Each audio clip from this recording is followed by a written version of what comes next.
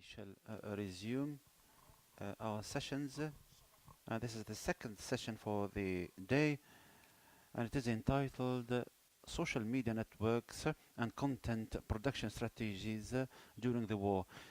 We will delve deeper into the social platforms and the manufacturing of narrative and amplifying voices, and the panelists will be tackling the adopted strategies in manufacturing content and the pivotal role played by the social media platforms in documenting the events and building the consent and formulating public opinion. Dr. Fatima Alsmadi, the senior researcher at Al Jazeera Center for Studies, will be managing this session.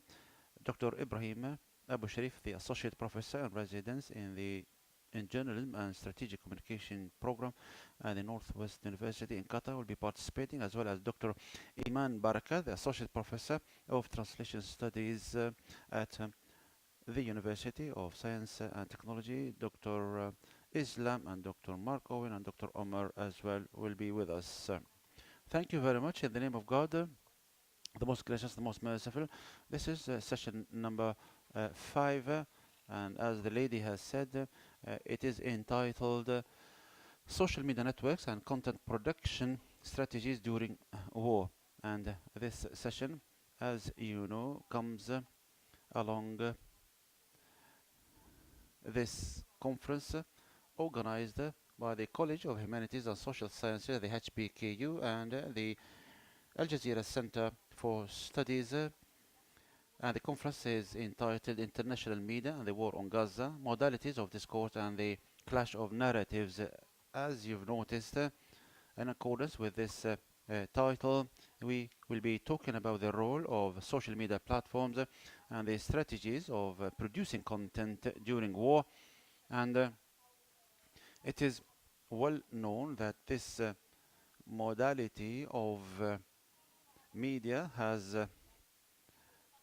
overcome certain obstacles and played a major role in conveying the scenes from Gaza, especially when the Israeli occupation has prevented foreign journalists from entering the strip in order to document the atrocities carried out against the Palestinians. And here comes the role of the digital influencers, and indeed they had their own legacy that ought to be pondered over. I won't take much of your time, but this is by way of introduction. I won't be reading the bios because of the time constraints. On the website of the Al Jazeera Center for Studies, you will be having a space to read their bios as well as in the dossier that was handed to you. Ibrahim Abu Sharif, the Associate Professor in Residence in the Journalism and Strategic Communication Program in Northwest Universities in Qatar. He'll be talking about the social media networks and the impact of grand narratives on public opinion. Please, the floor is yours. Assalamu alaikum. طبعا الورقة مكثفة، ولكن دعوني أبدأ بالشبكات الاجتماعية واستراتيجيات إنتاج المحتوى خلال الحرب. منذ بداية الحرب على غزة شهدنا الهيمنة الغربية التي تزعزعت في الإعلام، ليس فقط في فلسطين، ولكن هذا بطبيعة الحال يرتبط بالتضحيات التي بذلها الصحفيون الفلسطينيون والذين فقد بعضهم حياتهم. وبطبيعة الحال ثمة قتال يستشري في الحيز الرقمي، ونحن نستيقظ لكي نعرف ما يجري في غزة، ولكن يجب علينا أن ننظر أيضا في الانتصارات الجزئية التي شهدناها. إعادة تأكيد الخطاب الفلسطيني الذي لعب دور أساسي في الولايات المتحدة الأمريكية على نحو غير مسبوق. أنا ولدت في شيكاغو، و والدي فلسطينيين، وكنت قارئا نهما ومصغيا للإعلام الأمريكي طيلة حياتي، وما نشهده اليوم هو مختلف فريد في نوعه جديد، ويمكن الاعتماد عليه واستغلاله. طبعا لا أريد أن أقلعكم بذلك، ولكننا نعيش في صدام تاريخي بين مركزين لصناعة المغزى. أحدهما يرتبط بالنموذج الكلاسيكي الغربي وعلاقة ذلك بالاي بي سي والسي ان ان وام بي ار وغيرها من المنظمات. يجب علينا أن نفهم بأن السيطرة على الخطاب أصبح متهلهلا، وسوف أسرد behind these grand narratives. They're built, they have construction, and they have weight-bearing pillars, and the weight-bearing pillars themselves go around the whole notion, something called meta-narrative framing. How do you frame a conflict? How do you frame it? The words that are being used, the choice of words and terminologies are not natural, and they're not neutral either. And so we have to have this sort of analytical association with media to see what these things are. And there's also a great battle in terms of claiming the grand narrative that's called the battle against lexical power. And basically this means that we're looking at terminologies like clashes, militants, airstrikes, hostages, security forces, moderate versus extremism. And even in my own research, we're looking at the binary between intra-Islamic contestations between Sufism and Sunni and Shia. This is also a growing aspect of that is rooted in what's happening in the coverage of Gaza. And so I have to choose right now what I want to focus on. I've been using this word for a long time now in my writings. It's called the epistemology of repetition. And epistemology, as we all know, is a study of how do we know what we know, or how do we not know what we don't know, the study of ignorance and the study of knowledge. And so the question is, how do we know what we know? And so the epistemology of repetition suggests that things are accepted as knowledge for no higher reason other than their sheer repetition.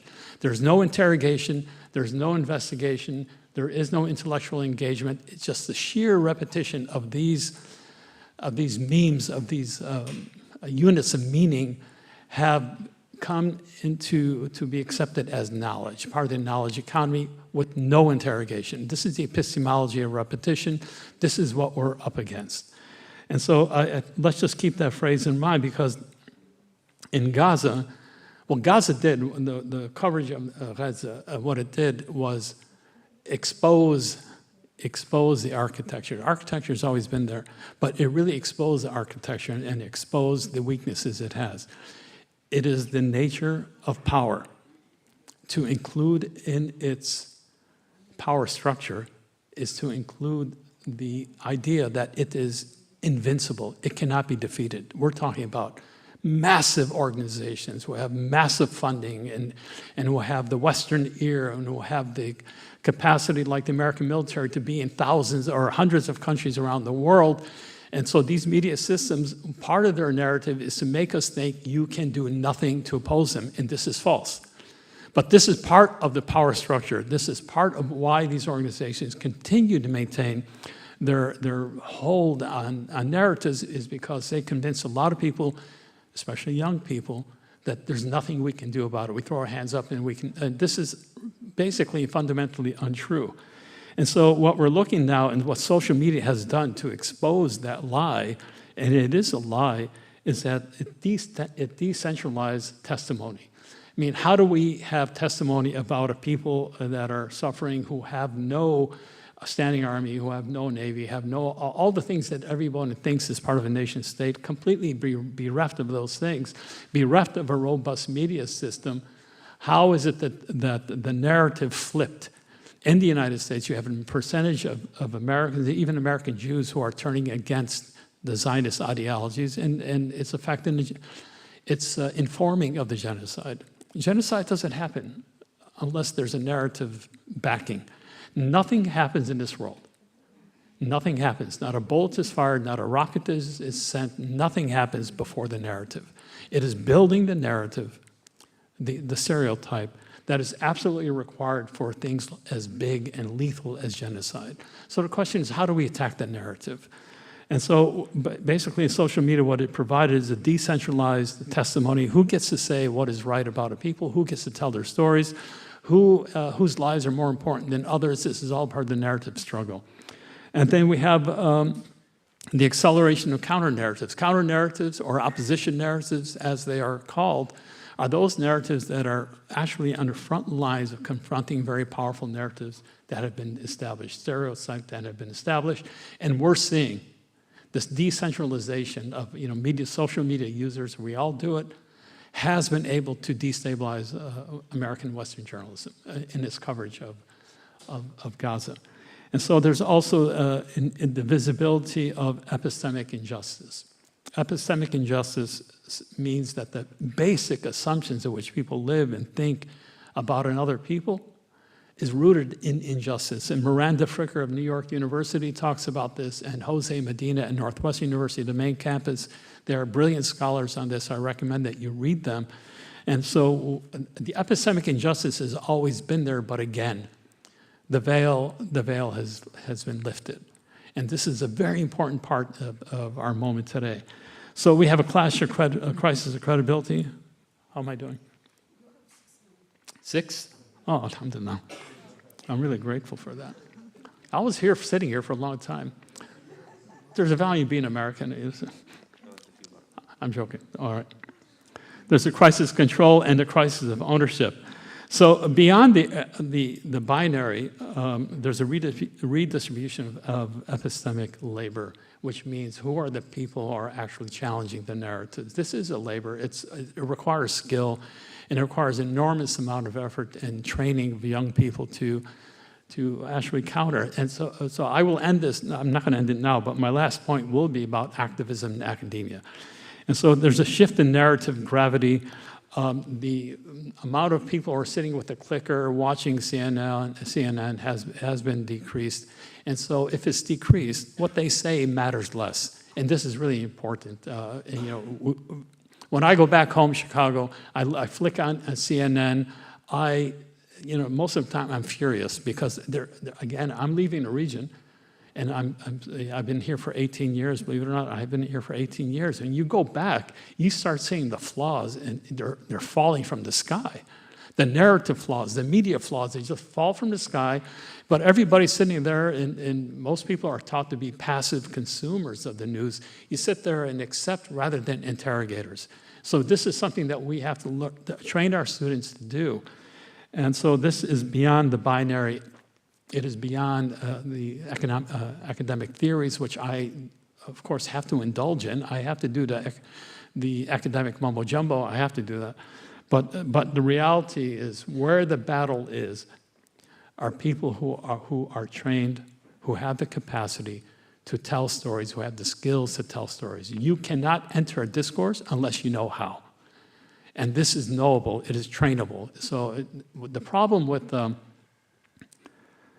academic conferences, and I love them, and I'm in awe of the scholars I've heard who are in this room, former neighbors and former people no longer in the country, but who are brilliant scholars. But the problem is there's a trap here. There's a trap, and the trap is sometimes we trap these ideas in theory, and basically we leave and we're just reinforced with theory. But what we're not doing is training students who are in our classrooms how to build the skills to confront narratives. Whenever I do teach theory, I have media, I have academics, papers and book and coming out. But the reality is academia and activism are not enemies. We have to have a fusion of academia and activism. This is not a problem. It does not violate academic standards at all. What we're trying to do is, instead of theorizing how to be involved in public discourse, show students how to do it, or even show adults, have workshops. When I talk to my students, yeah, we have opinions, we're so upset. And then I said, okay, write it down. After a few sentences, they have nothing left to say because it's about skill. But when they graduate, they're powerful. I mean, I'm reading my students now who are confronting these toxic narratives.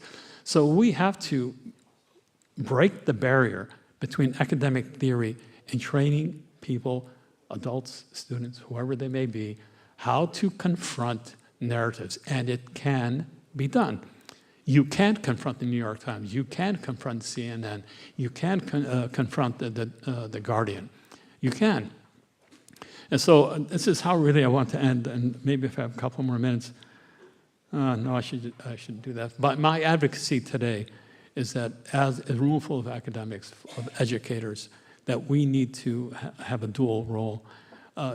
Because our time right now, and I know every generation says it, but our time right now is unlike any other time. We're looking not just at genocide, but we're looking at a complete rupture in the media economy, complete rupture.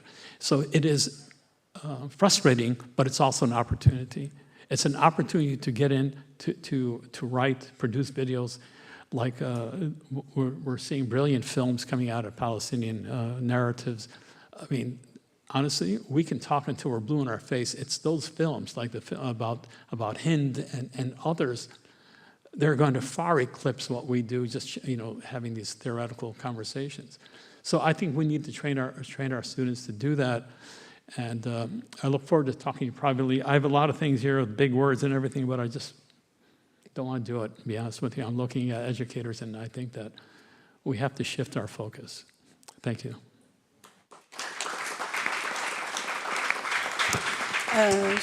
شكرا دكتور إبراهيم على هذا الطرح العميق، وخاصة مع هذا السؤال الفلسفي العميق: كيف نعرف ما نعرف، وكيف لا نعرف ما لا نعرف، وأيضا إما يعني الوقوع في فخ القبول أو التحقيق في الرواية.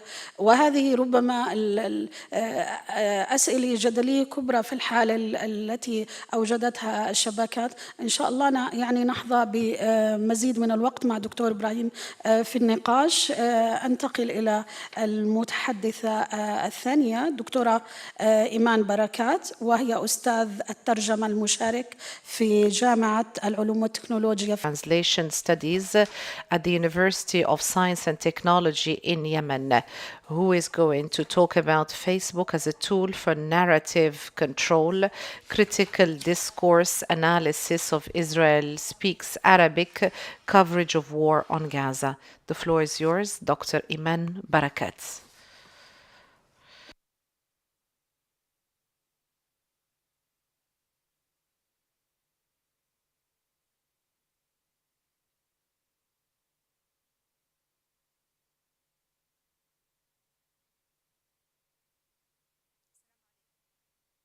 May the peace and blessings of God be upon you all. I would like to thank you all. I would like to thank Dr. Fatima Alsmadi for the presentation, and I would like to express my gratitude to be part of this conference.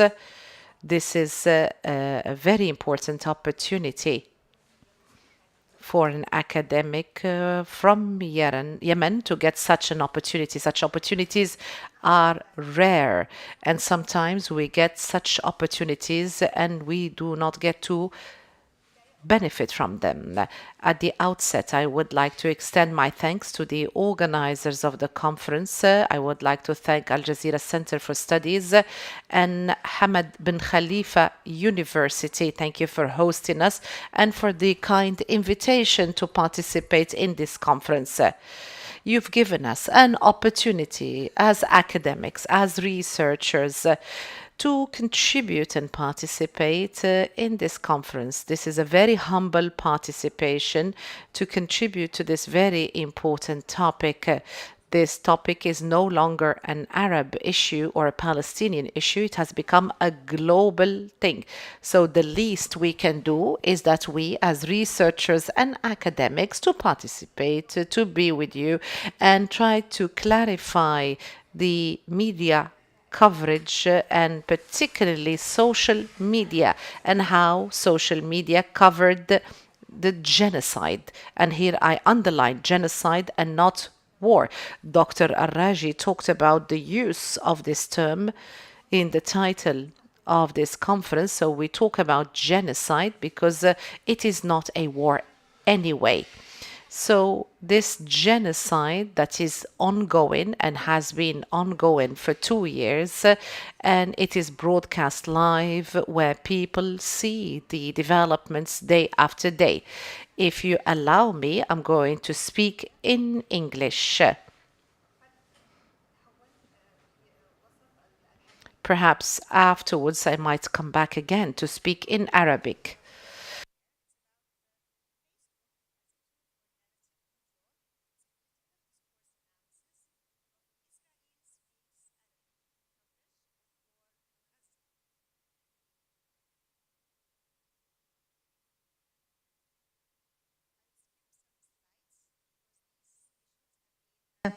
Discussed by other speakers, so there is no need to repeat the same thing.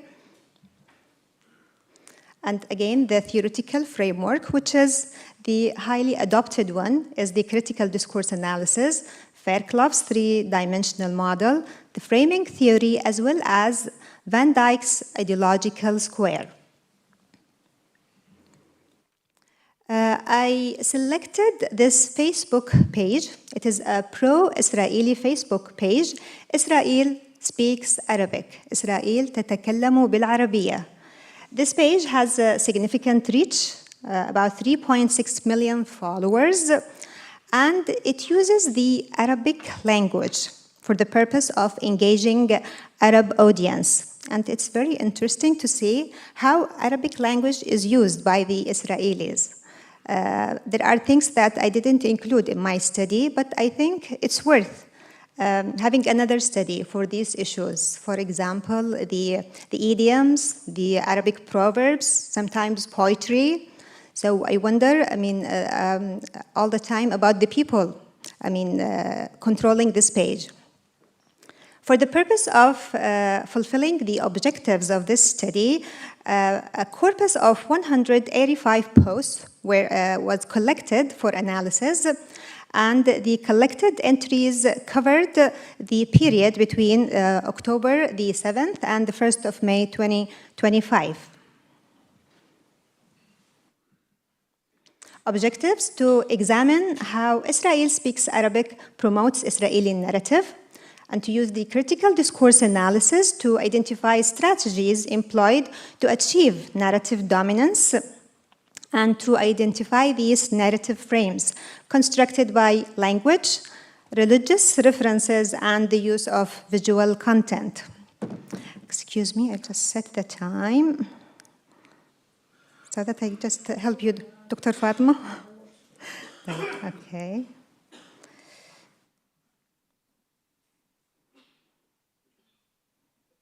Okay. The first item that's the object of my analysis is the linguistic features. And because I'm from the field of translation and linguistics, of course, these are the aspects that attract my attention first. The linguistic features, and we start with the lexical selection. And it was really apparent while reading these posts. And by the way, suddenly I started seeing posts from this page, although I have never been to this page. So I started seeing these posts from إسرائيل تتكلم بالعربية, and I believe this is part of the digital warfare. You are forced to see what Israeli says and the way they say it. So it was very interesting. The first thing to see, what are the labels or the nouns or the adjectives, the Israeli discourse to refer to Hamas. And three main frames were identified: the dehumanization of the enemy of Hamas, and presenting them all the time as a legitimate group or gang of inhumans, to deny their humanity and use metaphors like snake's head or claws.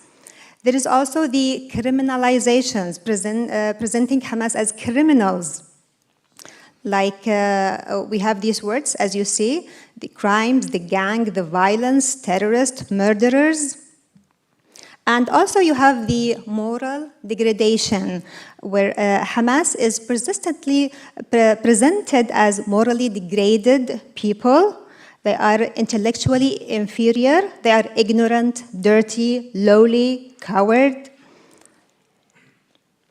This is as far as the adjectives and nouns are concerned. And when we move to actions, or the actions attributed to the Palestinian resistance, as you can see, you have a lot of very specific words and verbs used here. So to show their extreme violence, to accuse them of sexual violence, of prisoners' ill treatment, breaking the law, and also actions of suppression for the Palestinians. So they are not just the enemy of Israel, they are the enemy of Palestinians themselves. And you will see all sorts of verbs. يعني تقريبا يعني الخطاب الإسرائيلي استنفذ كل المصطلحات الموجودة في المعجم. يعني جميع أنواع الأفعال الوحشية والبربرية. Torture, brutalize, execute, mutilate, starve, violate, suppress, assassinate, violate, suppress, assassinate, and all sorts of verbs. An interesting thing here is to see that they focus on using very specific and small details of the Hamas actions. And actually, even without you feeling it, it makes you really imagine the thing and feel it and understand it and maybe unconsciously start to normalize it. And without feeling it, you start maybe to think about it, give it a second thought. So maybe what they are saying is true. So this is on the part of the other, how the other or Hamas is presented. But when it comes to Israeli actions that we have been seeing live on TV channels, so they are, or they fall under these four frames, presenting all these atrocities, mass destruction and killing as in the form of self-defense and maintaining the security of the Israeli people, as presenting Israel as a nation committed to the international law, maintaining all the time the morality of the Israeli army, and attributing heroic actions to the Israeli soldiers. Also, part of my study was, so it was mainly qualitative study, but I thought that maybe it would be quite useful to include some numbers, some statistics, so that it would complement the qualitative part. Again, what was interesting is to see how the Israeli discourse referred to Palestine.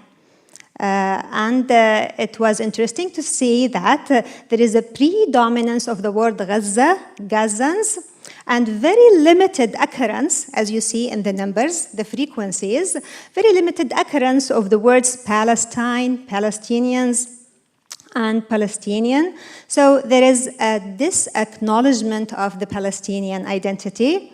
And where we have examples of Palestinian Authority, it is just represented as an administrative body functioning under the power of Israel to depoliticize the Palestinian Authority. Interestingly enough, West Bank is never seen in this page, and instead they started using Jodeh and Samira to refer to the West Bank, to present the annexation as a return to the land promised to the Jews and not as an occupation. But as you can see in the table, it is mentioned only 3 times. So they are still cautious in using this term because they are aware that it is against the international agreements and against the Oslo Accords. Also, modality is being used as a linguistic feature to indicate the sense of obligation and necessity of the horrific actions of the IDF and to indicate the superiority of the IDF and certainty of the ability of Israel to fulfill or achieve the goals of the war. Interesting also to see that there is persistent use of the first plural pronouns. And the purpose here, and actually we have been also following their Israeli statements and the statements made by Israeli officials, including the Prime Minister. There is, they use a lot, we and our, for the purpose of giving an image of a united Israeli nation with common interest and faith. And the Israeli actions are agreed upon, and they represent a collective, national, and moral imperative.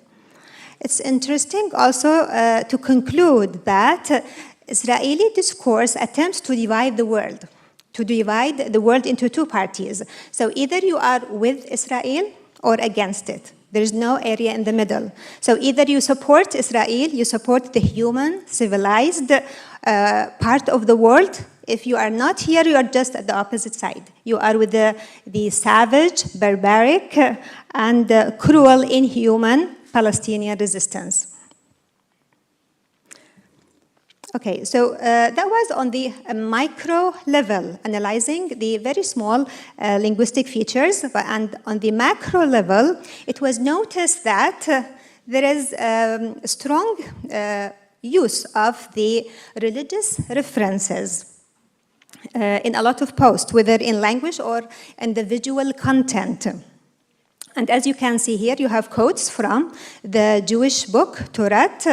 And the purpose of using these quotes, these religious items, is to prove that Israel has a divine right to the land of Palestine, and to present all these atrocities and to justify them, and also frame them as a sacred obligation. So this genocide is a sacred obligation to fulfill God's commands. And actually, there was also in one of the posts, they used also a verse from the Holy Quran, again to maintain the religious legitimacy of their actions. بسم الله الرحمن الرحيم يا قوم ادخلوا الأرض المقدسة التي كتب الله لكم. Again, to say that even in the Muslim book, it says that Israel has the right to land. Of course, they rely on the misinterpretation of this verse from the Holy Quran.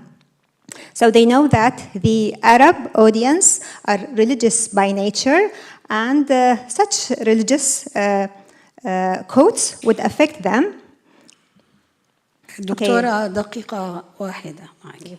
إن شاء الله. مش عارفة. As far as the visual content is concerned, I'm not going to discuss it a lot. It was discussed by Dr. Hala yesterday. She did an extensive analysis of the visual content.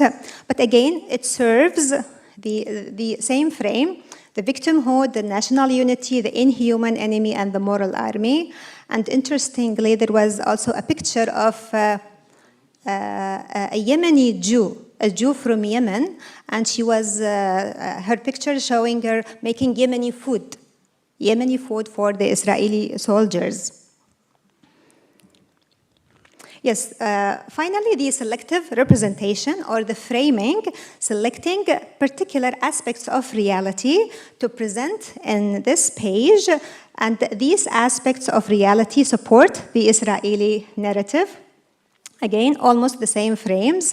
And as you can see, about 50% of these posts is to distort the resistance image and also to emphasize the superiority of Israeli military and nation.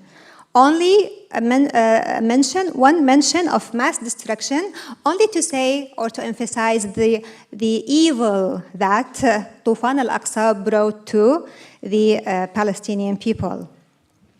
There is also the silencing strategy, the zero mention of issues that are very central to the war, the genocide, the occupation history, even the demonstrations of the prisoners' families.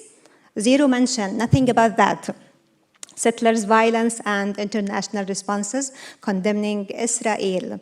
So maybe I'll move to some hints or recommendations for future work, I started thinking about them from today.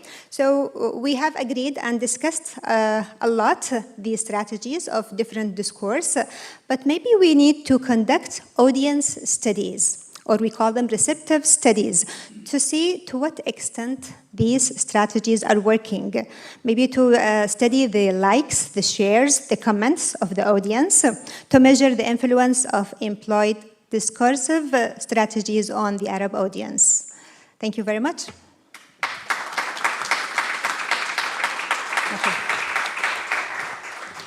شكرا دكتورة إيمان على هذه الدراسة الغنية Thank you, جدا Dr. وأنا Iman, for أتشارك this معك بأنه rich study. I الأودينس do agree دراسة with الأودينس you. في The التفاعل مع audience, هذه الحسابات studies, للصهيونية يجب أن يتم دراستها must be لأنه يعني من extensively يلقي نظرة على elaborated upon, المتفاعلين because يلمح those who يعني نوع من الصهيونة بلسان the عربي مبين وهذه ربما تحتاج details إلى of دراسات معمقة. شكرا جزيلا the مرة society of أخرى Israel, understand that وأنتقل there إلى is a huge متحدثنا bias. I'll الثالث move to the third speaker, الدكتور إسلام هلال باحث Dr. في Islam سوسيولوجيا Hilal. القانون He's a researcher in the والدين sociology of law وسيتحدث عن religion. الرقابة الرقمية والسلطة And he'll be talking about القانونية the digital الموازية censorship as وهي a قراءة parallel قانونية legal واجتماعية authority, لدور شبكات legal التواصل and social في analysis العدوان of the على role غزة. of تفضل. social networks in the war of Gaza. خالص الشكر لرئيس الجلسة وللزملاء I'd like to الحضور thank the الكرام moderator, ولمركز الجزيرة وجامعة the حمد Jazeera Center على and هذا المؤتمر. وحقيقة HBKU. أنا محظوظ لأني جئت بعد And I'm الكثير من الأوراق المهمة التي fortunate تعرض إحصاءات because سأحيل عليها مباشرة وبهذا أكسب المزيد من الوقت وأرجو من I السيد shall الرئيس allude ألا يخصم to هذه الأوقات مني. some of أنا the أستفيد من papers أوقات الزملاء إذن that were فسأخذ 15 دقيقة presented كاملة يعني. before تمام. me. حتى عندما أحيل على زملاء آخرين لا So تخصمي مني please do not أوقاتهم. deduct any of طيب. my time.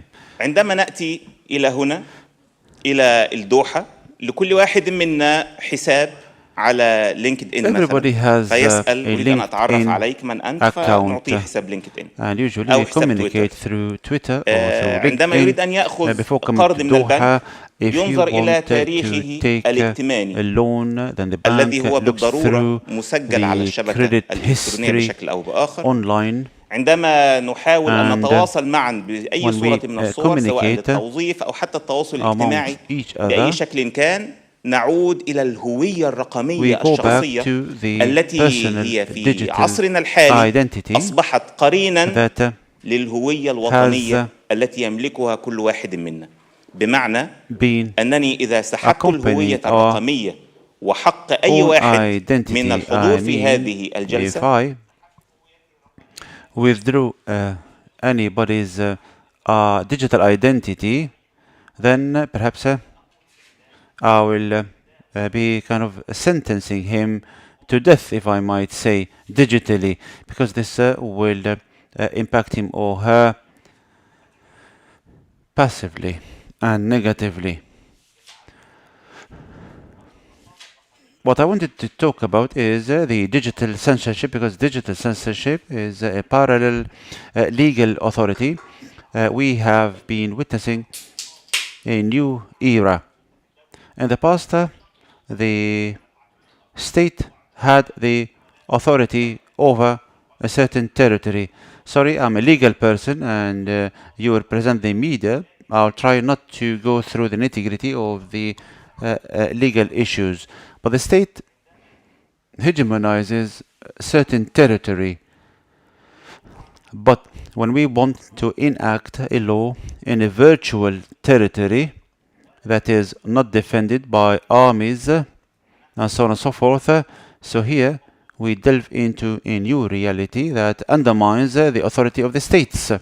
And here I wonder how the content policies have changed to become parallel legal frameworks, and the war on Gaza has uncovered this very issue, and we wonder about the limits of accountability, legally speaking, as far as the digital content is concerned, there is censorship in order not to violate the rights of children and the vulnerables and so on and so forth, especially as far as religion and violence are concerned. However, this censorship, albeit it has been technical, it has transformed into an informal kind of authority, and hence do we have a parallel law to differentiate between the permissible and the impermissible. The law, simply speaking, puts into place a code of conduct, the permissible and the impermissible, and it puts into place punishment. So the law puts into place a code of conduct on a par with the models of the social media and the censorship thereby. What can be posted, what can be obscured, what can be concealed, what can be published, what can be graphic, what can be sensitive, and so on and so forth, in accordance with algorithms. So, this is a parallel new authority that makes us, and I'll touch upon this later, that makes us committed internally with such trends. So when we write any post, we wonder, do I need to write the word Gaza, or shall I separate the letters? Shall I talk about fighting? Shall I talk about war? If I put the word genocide, what will happen? So this internal kind of consciousness is similar to the thinking of crossing the pelican crossing when the traffic light is green, or stopping when it is red.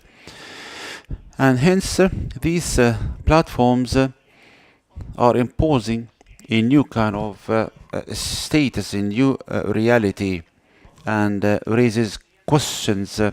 And hence, in my paper, and I hope that I will be sending this paper to you, I have looked through the legal analysis, the social analysis, and some case studies pertinent to the war on Gaza.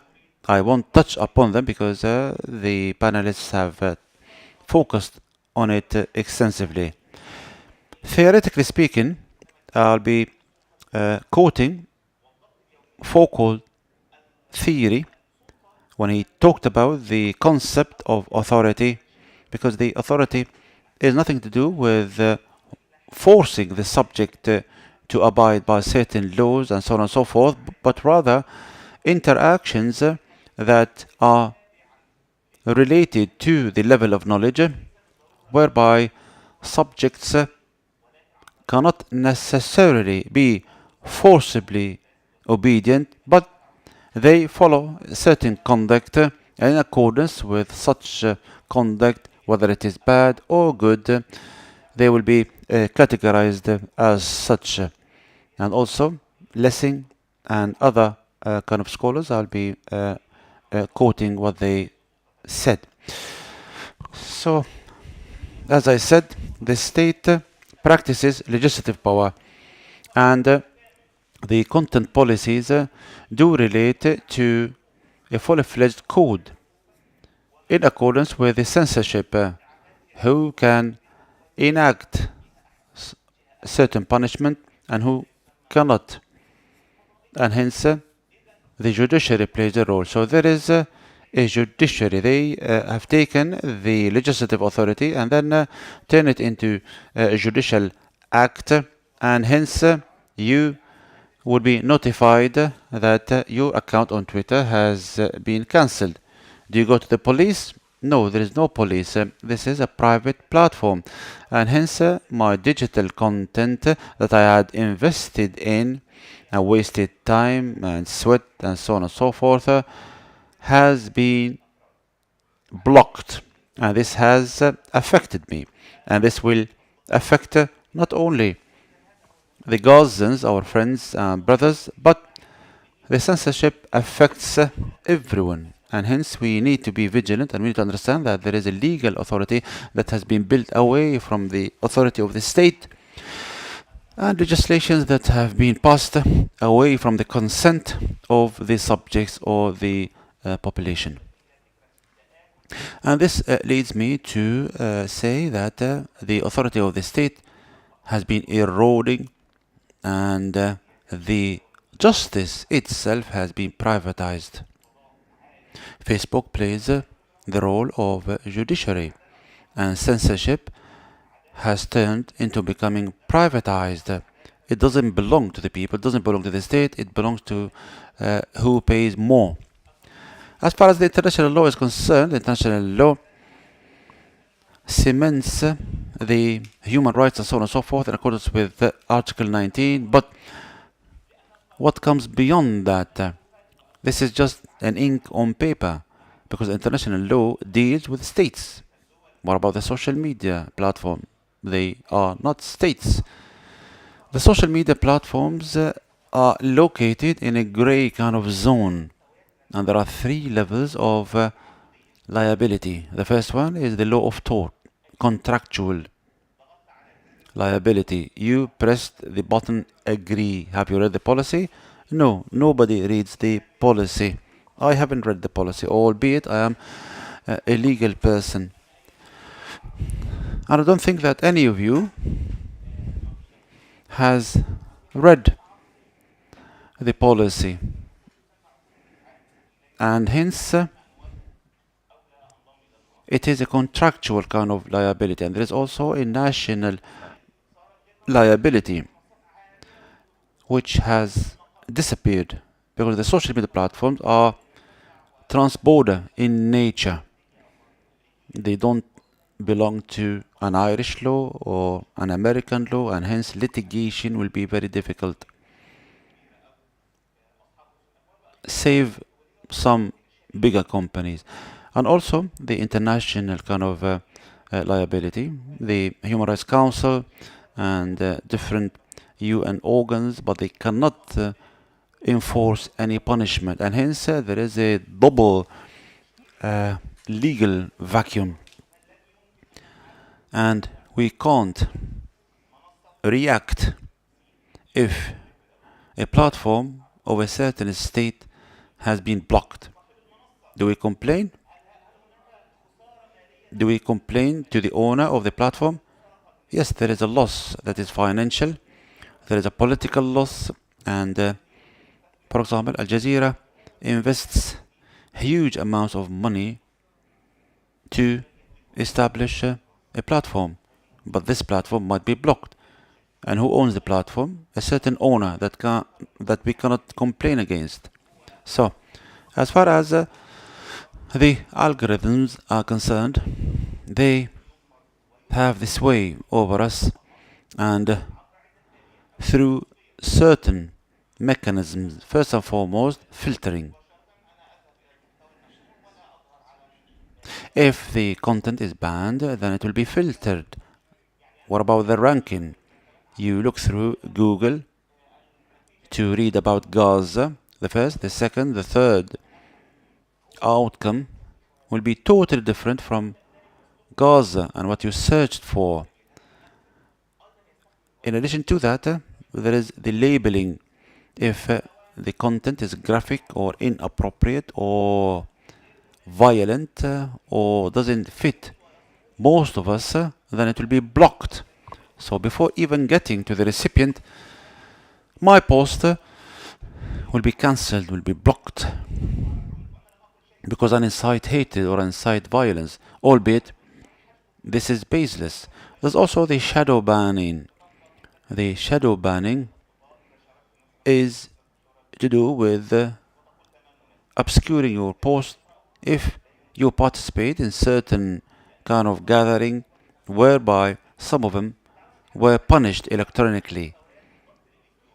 What about the electronic control and its levels? First and foremost, there is a knowledge narrative hegemony, And there is another circle, the political economic hegemony as well. Who pays the piper? And hence, some countries are being destroyed because of this very hegemony. There's also the articles of association of the platforms, and then the algorithm controls, and also the infrastructure that is technical in nature.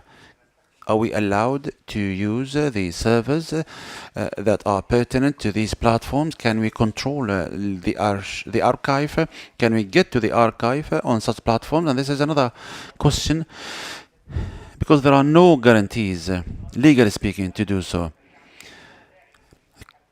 Quickly, I won't touch upon the war on Gaza, because the content that was pertinent to Gaza was obscured.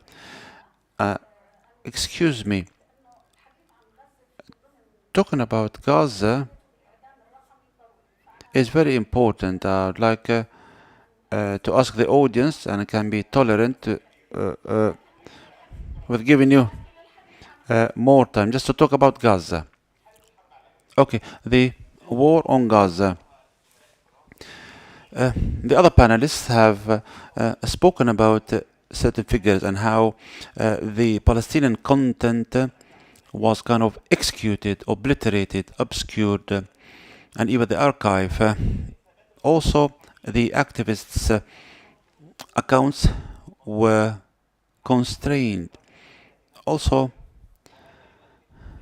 the access to certain hashtags was undermined.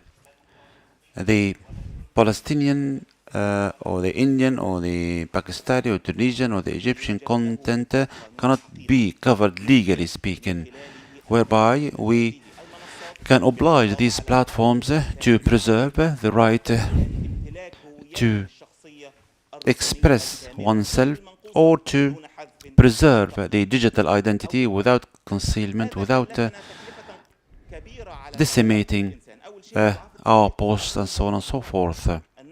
And this has been costly. Footages were cancelled. So how can we document what took place and present it to the court?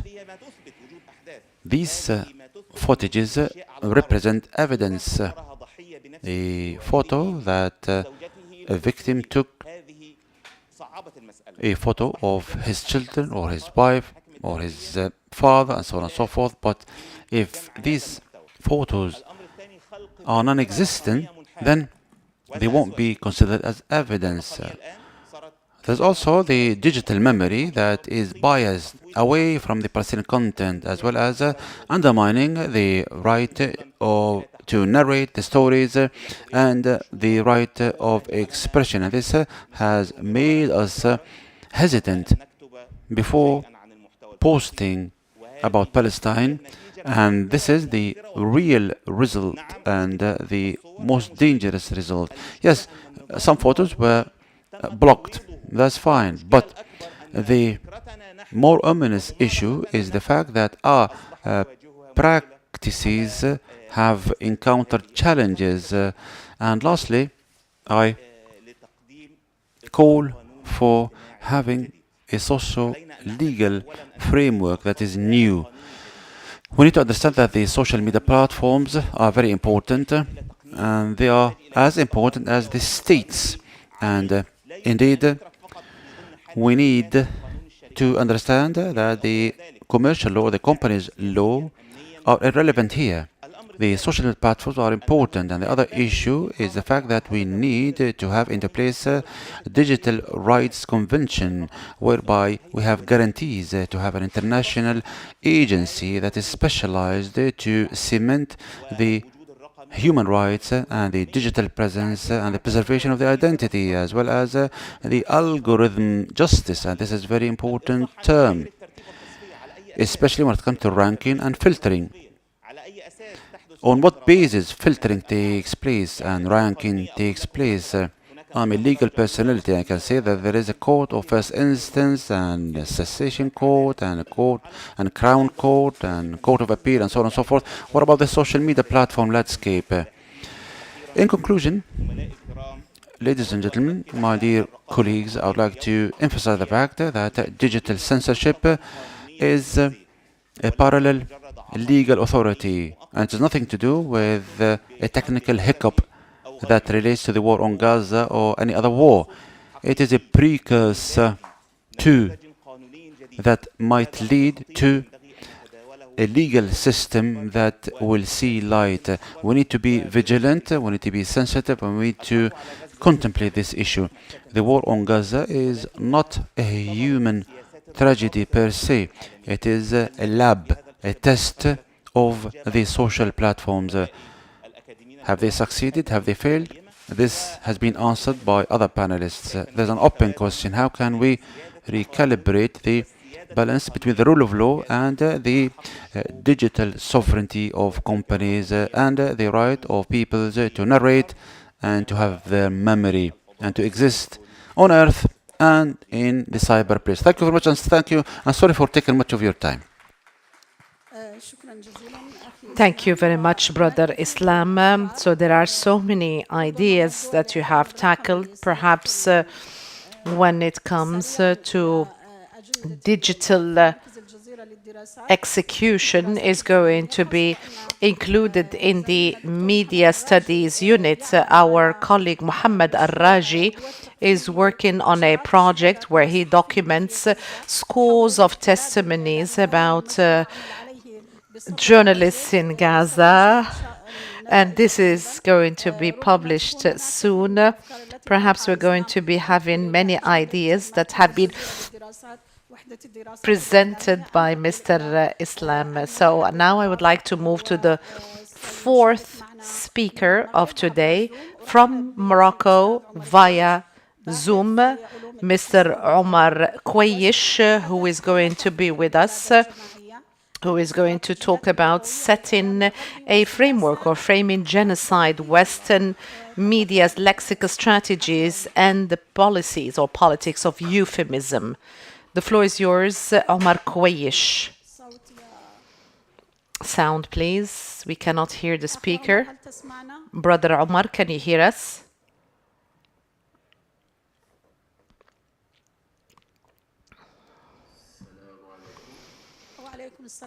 May the peace and blessings of God be upon you all. Good afternoon, everyone. My name is Omar, and it is a great pleasure to join you today.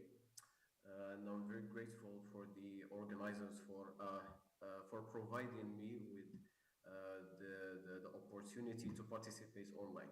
So in this presentation, I will share the key findings of my paper titled ورقة بعنوان Framing Genocide, Western Media's Lexical Strategies and the Politics of Euphemism. Okay, this study examines how three leading Western media outlets, which are CNN, BBC, and the New York Times, used language to frame the war on Gaza between October 2023 and March 2024. So we are talking about a period of 6 months. Okay, so the core argument of the paper or the study is that euphemism, okay, or التلطيف اللغوي or التلطيف اللفظي, as you said, euphemism is not simply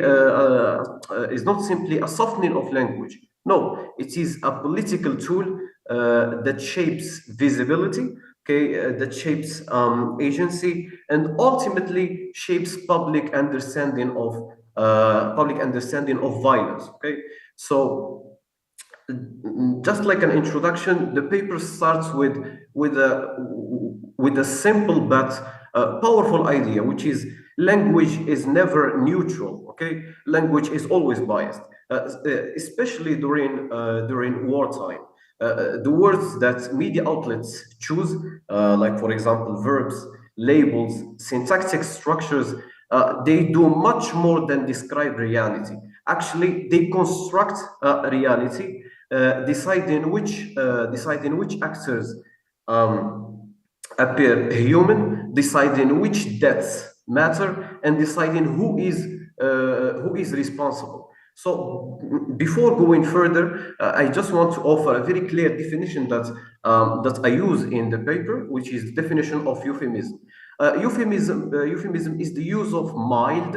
Euphemism is the use of vague and indirect words to replace harsh, direct, or politically sensitive terms. Okay, so in the context of war reporting, euphemism works as a linguistic tool that softens violence, that makes atrocities sound technical or inevitable, and also reduces moral responsibility. So, for example, saying clashes instead of Israeli forces shot Palestinians, or saying refuge areas instead of areas repeatedly bombed, or security responsibility instead of continued occupation. So these are not neutral substitution. No, they actually protect certain actors and erase others. Okay, so in the Gaza context after October 2023, this became extremely visible. Okay, Western outlets were widely accused of obscuring responsibility and softening description of Israeli violence. So headlines used words like escalation, clashes, hostilities. So all these terms, you know, they avoid naming the perpetrator. These terms avoid naming the unequal nature of the conflict. So here, the study tries to answer a very important question, which is how do leading Western outlets use euphemism and framing to represent, minimize, or legitimize violence in Gaza? Okay, so as far as the literature review was divided into three subsections. We have the first section talks about framing war. So, of course, as you know, a framing theory, okay, Nadariya Ta'tir, shows that media actually highlights some aspects of reality and downplay others, okay? Which definitely leads to narratives that justify state actions and marginalize alternative voices, okay? So this is very general, of course. The second section, sorry, is euphemism and the symbolic politics. So here we argue that critical discourse scholars explain how euphemisms sanitize violence. Okay, words like collateral damage or incursion, they depoliticize killings and naturalize military action. Here, passive voice, abstraction, and bureaucratic vocabulary they all reduce moral accountability. The third subsection that we have in the literature review is media framing of Palestine. So decades of research, years of research show systematic marginalization of Palestine suffering in Western media. So violence is portrayed as cyclical flare-ups, okay, cyclical flare-ups, not as the consequences of occupation. Here, the research shows that Israeli perspectives tend to be personalized, contextualized, while Palestinian experiences are statistical, anonymous. Okay, for the theoretical framework that the paper uses framing theory, but it combines this with insights from Herman and Chomsky's propaganda model, explaining structural biases. Also, it combines it shares ideas from Butler's concepts of grievability, showing how some lives are recognized and others are symbolically erased. So this theoretical combinations allows the paper, okay, سمحت للورقة to examine how euphemism functions as a framing device, not only hiding violence, but shaping which lives appear more noble. Okay, So for the methodology, the paper used qualitative textual analysis. So this is not quantitative, focusing on headlines, okay, and the lead paragraphs from three media outlets, which are CNN, BBC, and the New York Times, published between October the 7th, 2023, and March the 31st, 2024. So as I said, it is a period of 6 months. So basically, these textual sites that I mentioned, headlines and leads, are crucial because they set the narrative direction of the entire article, and they also shape the immediate perception. So here, the approach of the study is not statistical, rather it is interpretive and grounded in critical discourse analysis. So now I'm going to move to the results section. So the results section, we are going to talk about each media outlet, okay? كل وسيلة إعلامية كل واحدة على حدة. So starting with the CNN. The CNN's coverage reveals three major frames. The first frame, the name of the first frame is hostages first, casualties second. So a headline like, and I am quoting now, Israeli forces rescue two hostages as airstrikes kill around 100 Palestinians. This headline gives moral primacy to what? To the rescue operation, while Palestinian deaths are pushed into a secondary clause. Israeli hostages in the articles, Israeli hostages are fully individualized by mentioning their names, ages, and emotional stories, while Palestinians are just numbers. Okay, for example, you will find phrases like 94 people, around 100 people. So this actually creates a hierarchy of visibility. Okay, in which Israelis appear as humans, Palestinians as statistics. So we have humans versus statistics. As far as the second frame is concerned, we are still with the CNN. The CNN, we have the second frame is retaliation and defensive necessity. So the CNN often framed Israeli actions as defensive, retaliatory, and as responses to unprecedented attacks.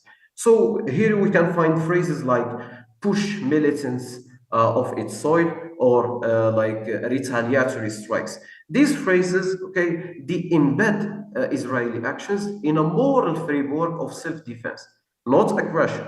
Okay. Meanwhile, Palestinian deaths are described in what? In passive voice. For example, we have this sentence: airstrikes killed around 100 people, without actually pointing to deliberate decisions. Okay. The third frame that we have, as far as CNN is concerned, we have bureaucracy as a weapon. So here, humanitarian suffering is narrated, okay, using administrative language like items denied entry, dual-use products, security evaluations, even deadly shortages of oxygen are framed as technical issues, not forms of collective punishment. Even again, starvation related deaths are explained through parachute malfunctions and drop zone problems. So, شنو هي النتيجة? The result is a depoliticized account of suffering. Okay? Now I'm going to move to BBC. BBC again, we have three frames. The first frame is refuge as target. So the BBC repeatedly used Israel's terminology of safe areas or refuge zones. Only, okay, they use this terminology only to then report that these same areas were bombed. The phrase, for example, "move south for your own safety," appears alongside reports of mass casualties in the south.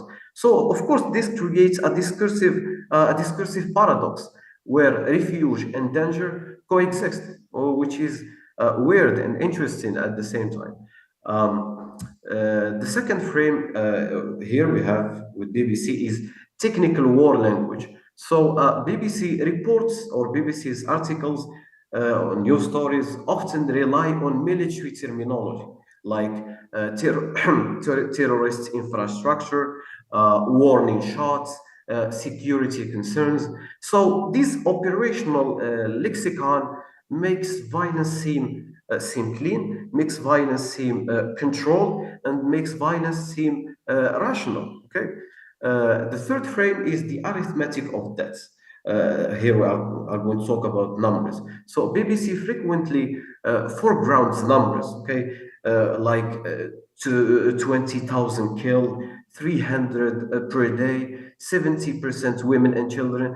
Okay, to be honest, this actually shows scale, okay? It shows scale, but it also depersonalizes victims, okay? The passive formula, for example, have been reported killed. Okay, this actually removes agency and also removes responsibility. Who is the responsible here? Okay. The last media outlets, we have the New York Times, again, three frames. The first frame, I name it rhetoric of erasure. So the Times here quotes extreme language. For example, flatten Gaza. For example, erase Gaza. Human animals. But labels it as incendiary rhetoric, يعني خطاب تحريضي. Okay, so this classifications softens the genocidal implications, treating them as discourse, okay, rather than intent. Okay.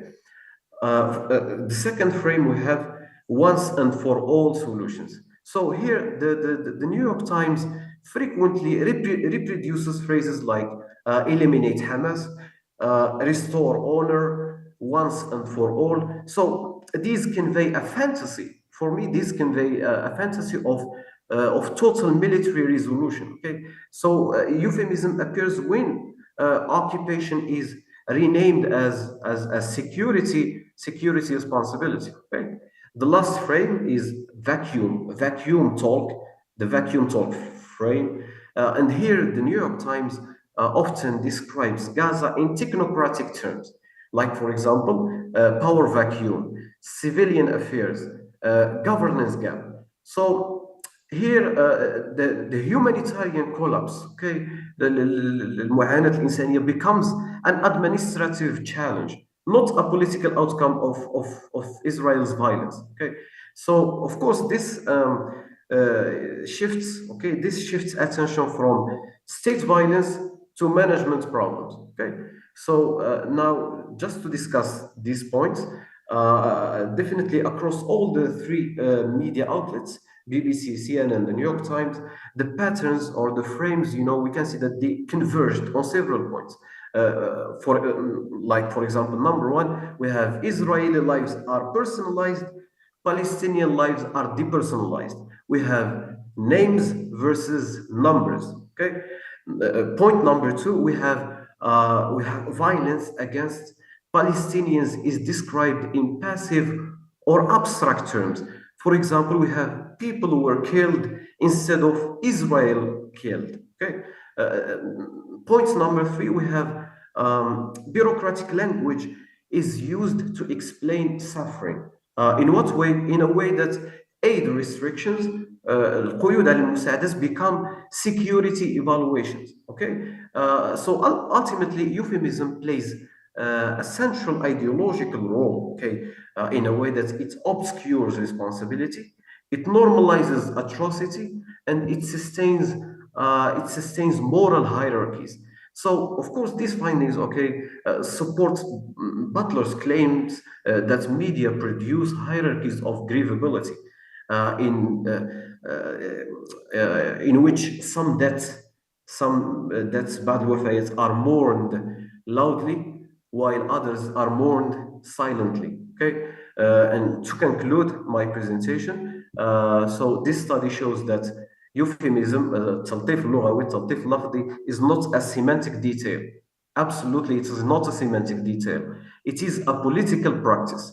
CNN, BBC, and the New York Times repeatedly employed linguistic strategies that, one, softened the description of violence against Palestinians, two, legitimized Israeli military actions, three, created asymmetrical emotional engagement. So by examining how language structures visibility and responsibility, this study contributes to broader debates about media ethics, humanitarian representation, and also the politics of war reporting. Okay, that's it. Thank you so much for listening. شكرا جزيلا أستاذ عمر على هذه أيضا المداخلة المهمة. وتعلمنا في الصحافة أن استخدام الباسيف فويس المبني للمجهول يكون في حالات ضيقة ولأسباب وجيهة تقتضيها الحالة الصحفية. reasonable kind of reasons. However, as you've listened to the gentleman, the use of the passive voice has been ubiquitous, has become a political practice, moving from framing into marginalizing the victim, and it is a systematic act against the Palestinians. It didn't confine itself with the latest episode of violence, but it goes beyond that. 5 minutes to receive your questions and 10 minutes to answer them by our panelists. Please be succinct and ask your question directly.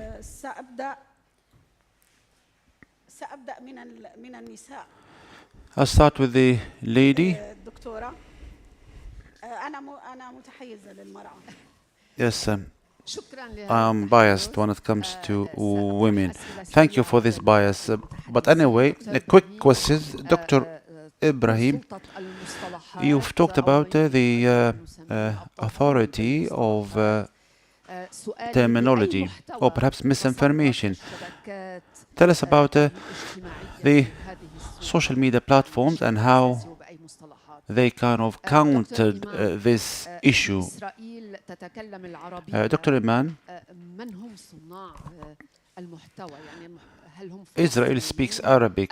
Tell us about the content publishers. Are they Arabs? Are they Israelis who know Arabic? Dr. Islam, you've spoken about the legal authority. I think the social media platforms are also blackmail authorities. As far as the Big Brother is watching you, as George Orwell has said in his novel 1984. Who is the Big Brother nowadays in our digital era? Thank you.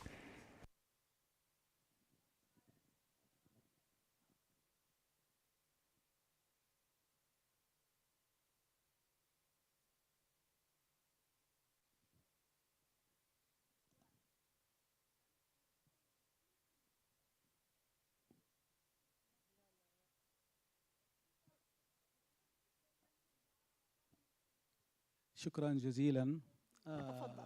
شكرا جزيلا للمتحدثين الزملاء والزميلات. I would like to thank the panelists. Thank you for your different approaches and different interventions. We've learned a lot from you. Dr. Ibrahim. The perspectives of the how to fight the genocide are excellent.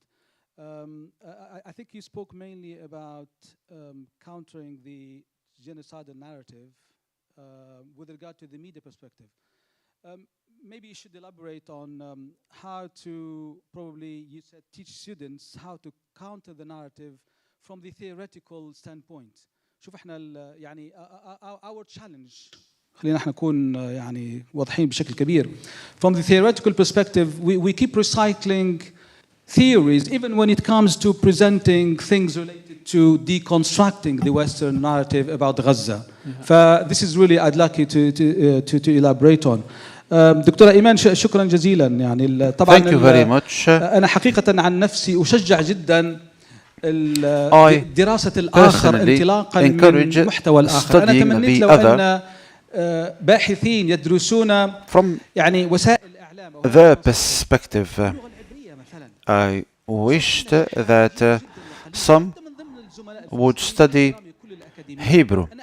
And amongst the Palestinians, amongst the academics, I wish that we have academics who work upon the social media in Hebrew. And we've witnessed that in some translation by the Al Jazeera and so on and so forth. But I think what goes on the social media is very deep. Dr. Islam, it is indeed a challenge, and I think that what you've floated is very realistic. But let me talk about the other side of the coin. When we go back to the revolution of the satellite channels, we had the same legal challenges whereby some channels do broadcast from different continents and emphasize the interest of certain nation states. So what's new? Second, perhaps the legal challenge within the limits of the nation state is more ominous when it is compared with the social media challenges. Doctor, I don't like to interrupt you, but okay, the issue of the battle of the narratives relates to kind of making a mountain out of a molehill. Please, could you introduce yourself?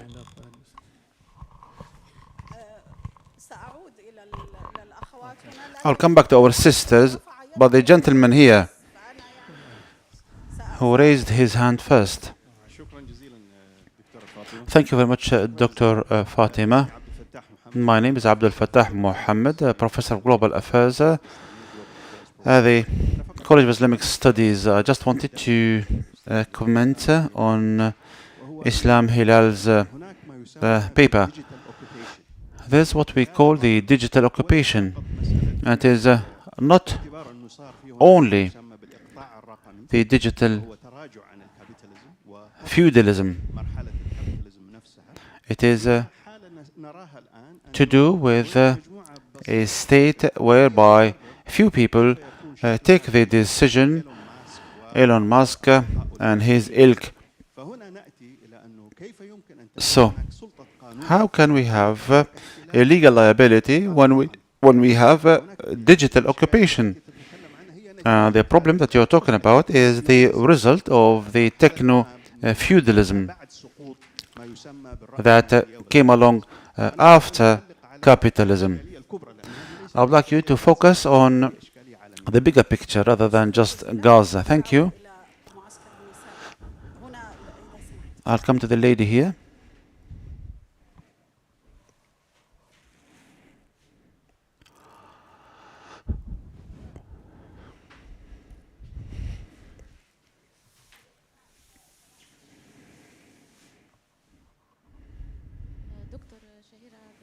Dr. Shahira bin Abdullah from Tunisia. My question, actually it's not a question, it is just a comment on Dr. Islam's paper on the idea of digital execution. You've touched upon this concept from the legal perspective. We can address this issue from an epistemological kind of angle as well, especially Michel Foucault and the strategy of blocking and the issue also of the ban and undermining the multitude of or the multiple cacophony and so on and so forth. So algorithm and the control of algorithm and the algorithm repression and other kind of terminology relates to silencing some voices, and it is to do with discourse hegemony that Foucault has talked about and which has led to the digital oligarchy as well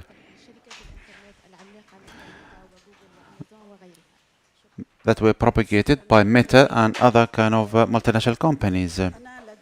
Thank you. Too many people who are interested in posing questions, but we'll come back to the panelists. Dr. Mazahra, allow me, we take one question from the right-hand side. Jibril, I'll interrupt you if you are carried away with your intervention.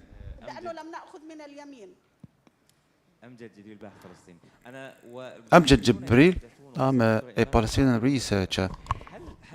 I was thinking, do we have any change in the social media following a number of events, the 15th of Mayo prisoner exchange deal, as well as the second truce and the return to the northern part of Gaza, and the 18th of March and the resumption of genocide 2025. Also, I would like to ask Dr. Islam, what about the political dimension of your research? You have talked about sociology, and you've talked about also the legal issues. Tell us about the differences thereby. I think the issue has nothing to do with the legal nuances. Okay, thank you.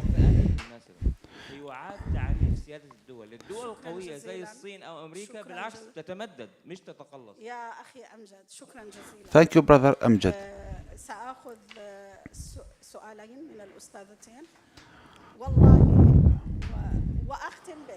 Two more questions, and then the last question. Dr. Mazahra and Dr. Munya, and then our brother here to the left-hand side. Dr. Manal Mazahri from the Petra University in Amman.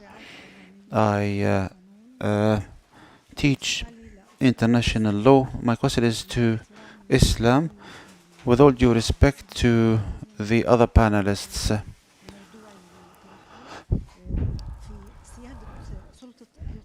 As far as the digital authority and the Israeli hegemony of the social media platforms through certain companies and so on and so forth,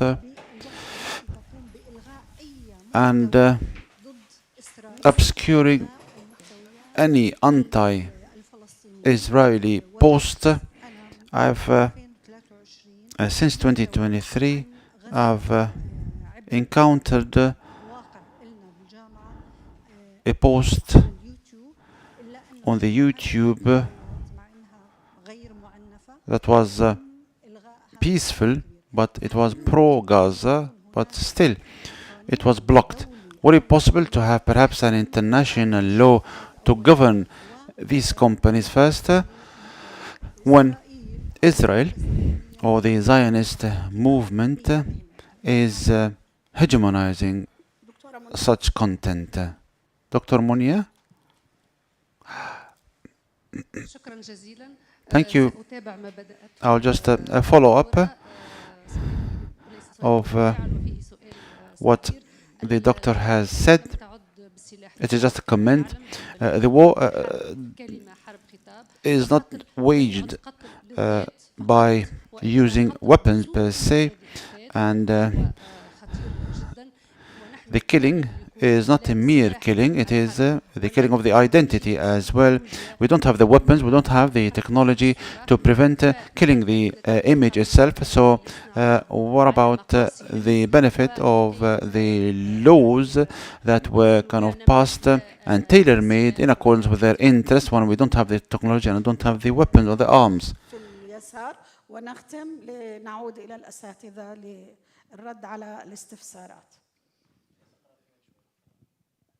Thank you all. That was very insightful, interesting. I just want to go back to the first presentation, Dr. Abu Sharif.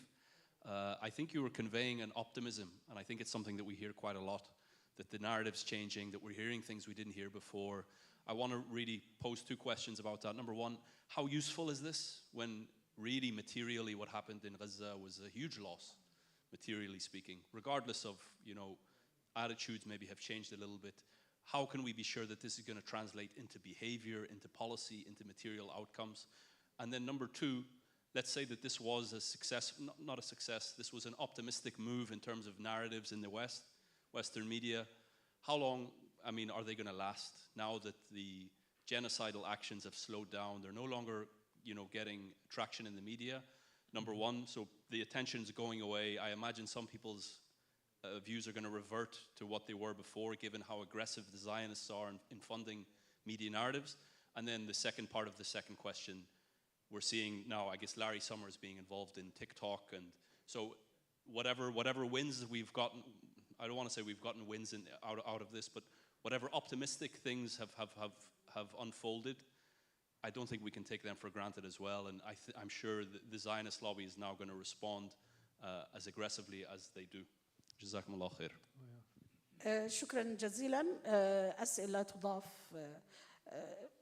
من الإخوة، أسئلة قيمة جدا. Thank you very much. نبدأ بالدكتور إبراهيم. Dr. Ibrahim, سؤال جوهري. please, the floor is yours. هذا الحديث النظري إلى أرض الواقع وأيضا نقاط أخرى. تفضل دكتور إبراهيم. Okay, thank you for your questions. I don't know if I can remember every one of them, but here's one of the points I want to make. Since the 1970s and 80s, there have been diagnosis of the problem of Western coverage of the Middle East. It's old, it's been done, and I think it's been done now. I mean, I don't discredit the studies that we have now, but we know it already. And so we need to have a post-diagnosis reaction, and this reaction can happen in the academy. It can happen through a scholarship. And so I think this is my advocacy. This is the paper I'm writing. I had the opportunity, I was honored to write a chapter in Dr. Miladi's book. And in that book, I advocated a couple things. One is to find the roots of the negative portrayals, basically in Orientalist and Orientalist thoughts. Use Edward Said as your theoretical framework and companion. However, you got to go beyond that. How does that affect praxis? The practice of journalism. And so there are two different ways to answer your question. One of them is for the Global South to develop a more robust media system of its own, because I'm not saying that we should have a funeral for the Western media. It's not going to happen. It's still formidable. But what I am saying is that there have been openings that are not going to close because of what happens in Gaza now with the ceasefire. They're permanently open. And so, yeah, of course, there's going to be counter-reaction, the Zionist reactions, but then there'll be counter reactions. And this is what I think we've learned during this time, is that there may be reactions to double down. You may have these wealthy lords of media who are going to go again. But again, it is the nature of power structure to make us feel weak. They are vulnerable. I don't care, they're billions. You can't hide behind their billions. They are vulnerable because they rely on algorithms, and the algorithms can be countered. They can be tricked. And this is what we're seeing with a lot of young people today. They're tricking the algorithms and trying to, try to change the narrative. The other way is for, I'm speaking about the English-speaking world.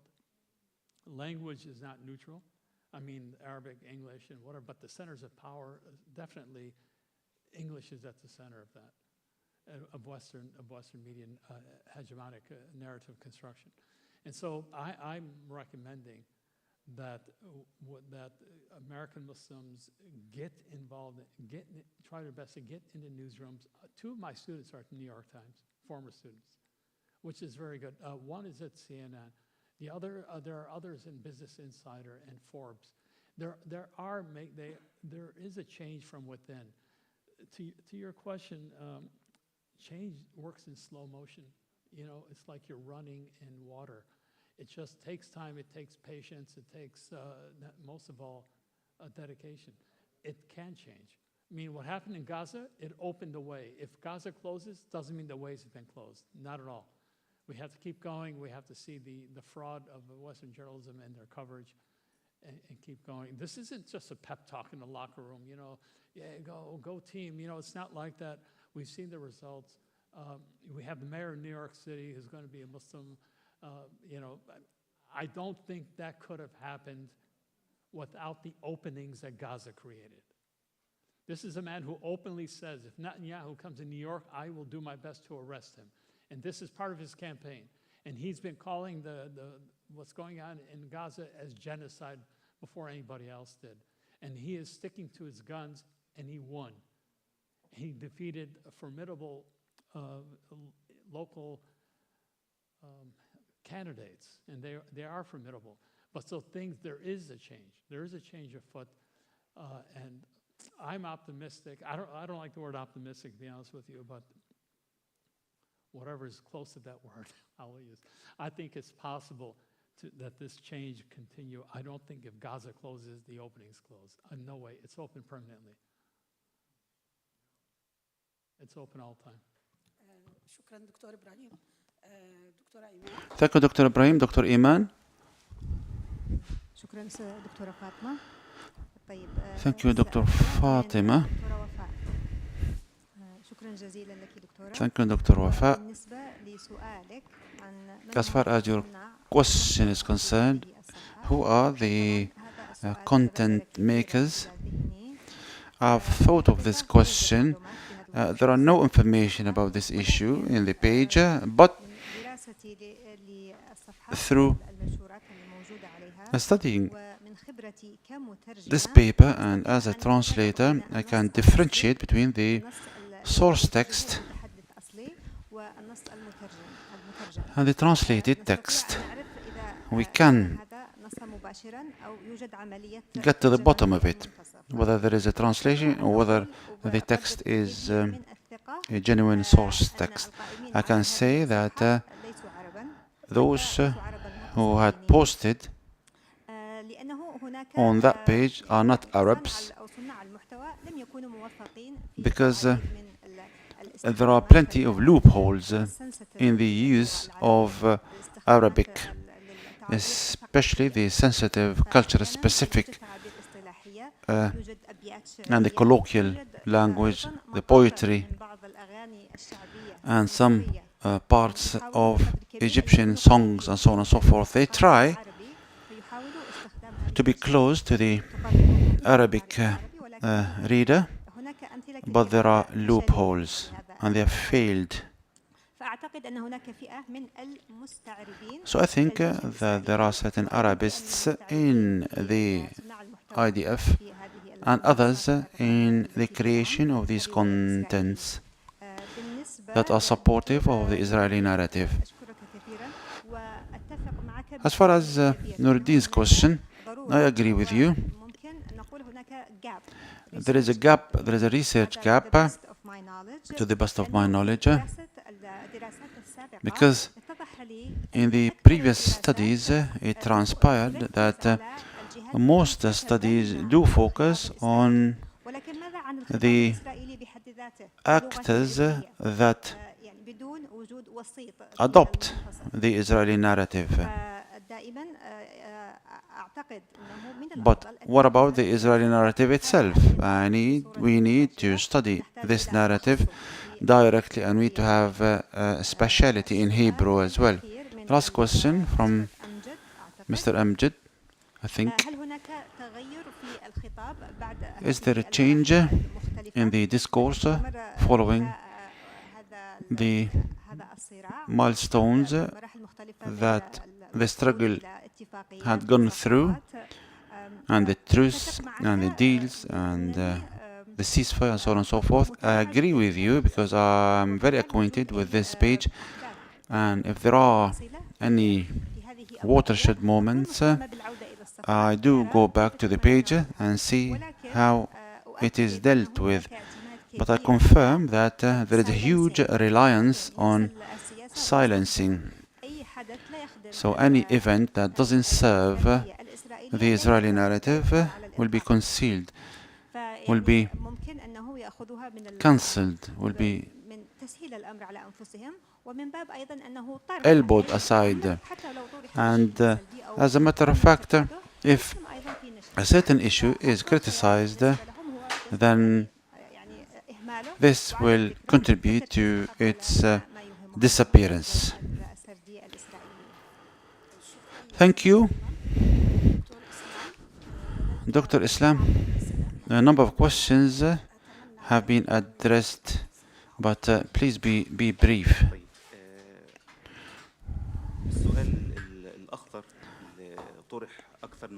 The most kind of pertinent question that has been posed is to do with the following question: why law? And it is a philosophical question. Any community would entail certain injustices, but the idea is how the law is being implemented, and what about the authority? Can it be enforced? This is the question. What about the legal legitimacy? And usually states are legitimate following the consent of the people. But these algorithms are to do with social engineering. They kind of re-engineering our societies, and they are reformulating the relationship between the individual and the state.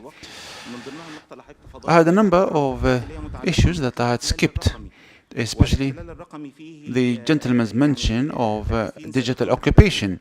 There were researchers who delved into this issue deeply. They've talked about the digital colonization, the platforms, communities.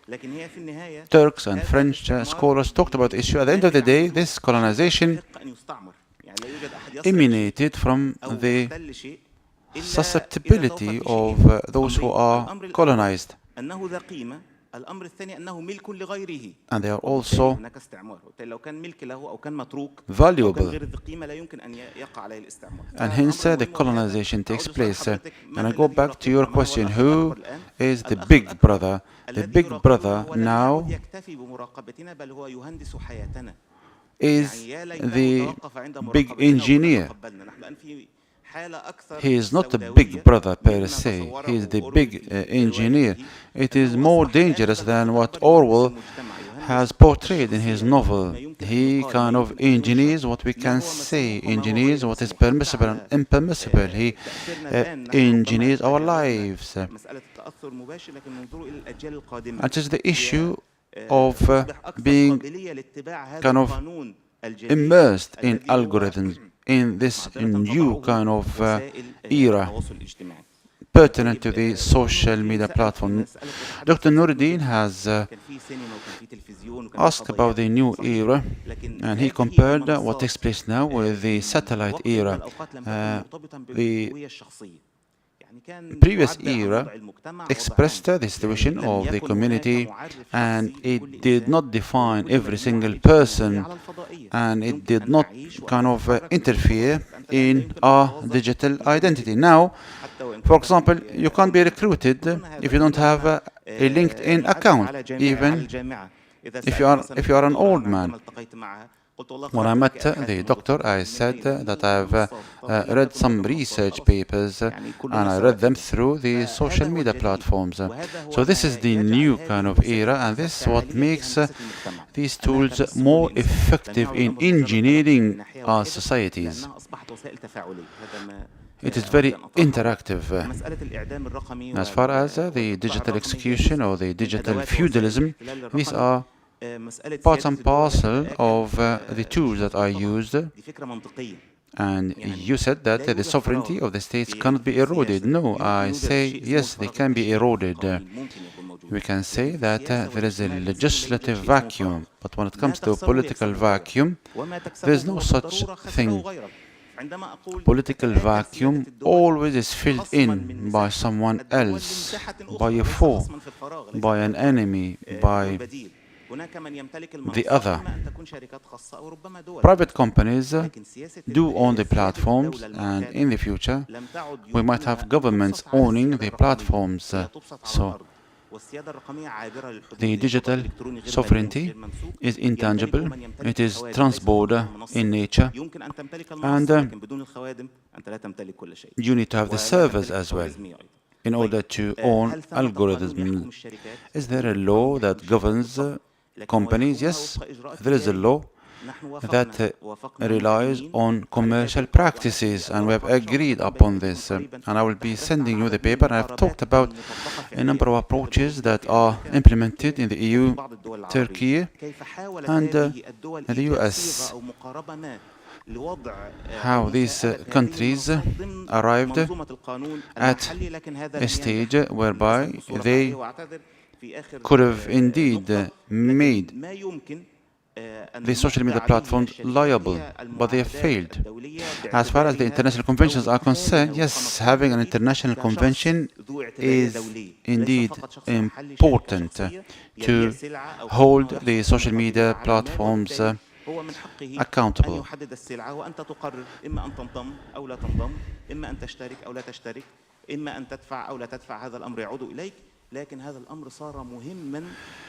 Because this issue is extremely important to manage our socio-economic life.